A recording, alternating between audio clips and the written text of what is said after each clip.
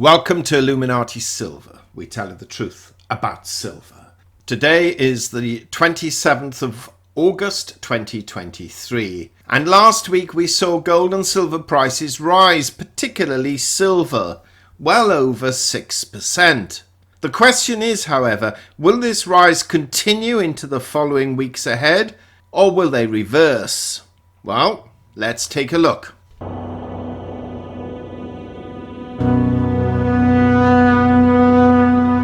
Okay, before we look at the data, just a quick reminder, we've now set up a second channel entitled Finances Do Matter with 150 videos produced, and we are producing about 5 a week. We didn't manage it last week, but we will be doing so for certain this week, covering a whole array of financial topics. Now, we've placed a link in the description box and comment section below for those who have not as yet joined that channel.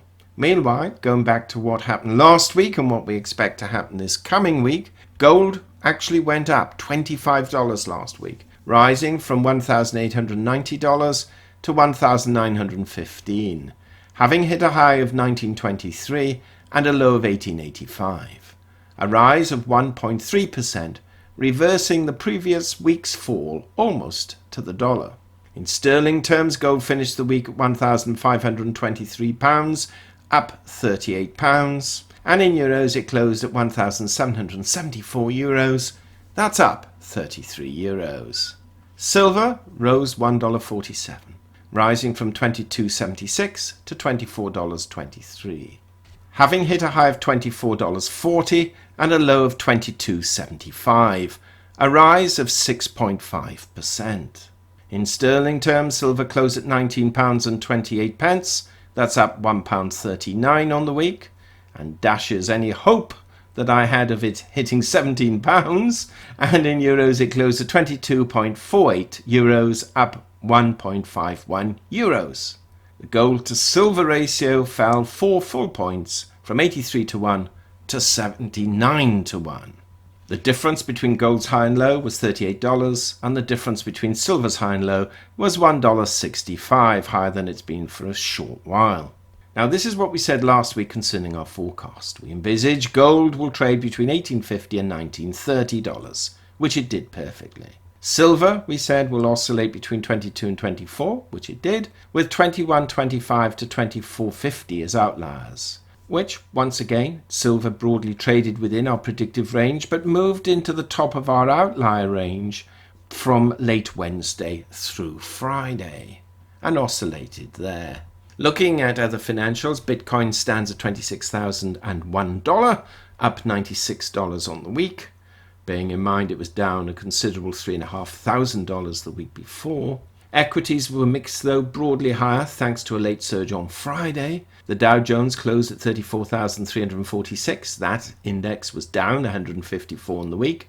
But the S&P 500 was up 36 points at 4,405. The Nasdaq up 300 at 13,590. And the FTSE up 76 points at 7,338. Oils were marginally lower. Brent crude down 32 cents at $84.48, and WTI crude down more than Brent at $1.42, actually closing at $79.83. Dollar index is up 0.65 points on the week at 104.08.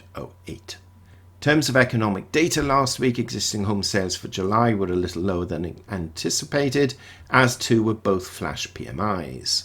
Initial jobless claims fell by 10,000, and consumer sentiment for August came in at 69.5 compared with expectations of 71.2. So overall, sentiment in the economy is weakening slightly, but employment is remaining high. Fed Chair Jerome Powell's comments at Jackson Hole on Friday was, I suppose, the highlight of the week, and we'll discuss this in a few moments. Now, this coming week we have some very important data announcements.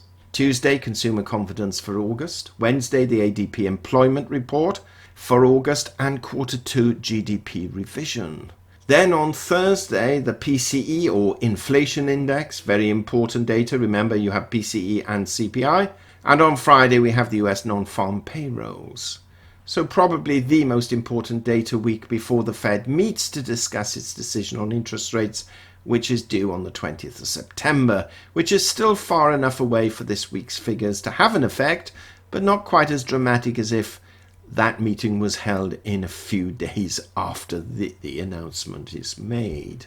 Now, the key outtake from the Jackson Hole summit is Jerome Powell's restated commitment to 2% inflation, but our assessment is that he was a little on the dovish side, particularly when he made this comment, quote, "The wide range of estimates of these lags suggests that there may be significant further drag in the pipeline," unquote.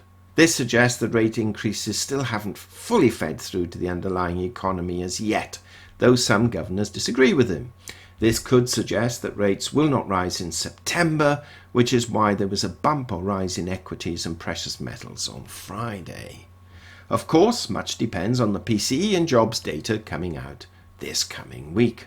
Now, gold's small rally, if confirmed by a rise to $1,922 early next week, could see it quickly move to 1936 and then 1948, which are the 50% and 61.8% Fibonacci retracement levels that analysts place great store on. To the downside, there is support at $1,900, and should that be breached, then a relatively quick descent to $1,875 is indeed possible, but again we have extremely strong support at $1,850. Silver broke through the relatively strong resistance of the 50-day EMA, aiming for that extremely important $24.50 level. If that is breached, which it could be, then 25 is more than plausible. Should silver, however, reverse trend, then the 200-week EMA comes into play, resting just above $22, and where many analysts believe the ultimate floor rests. So with this in mind, this week we envisage gold is going to trade broadly between $1,875 and $1,960, though we expect it really to spend most of its time in the 1900 range, with 1850 to 1985 as outliers.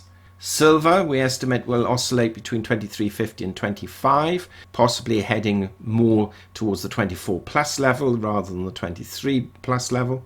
And we have $23 to $25.50 as outliers. What do you think, though?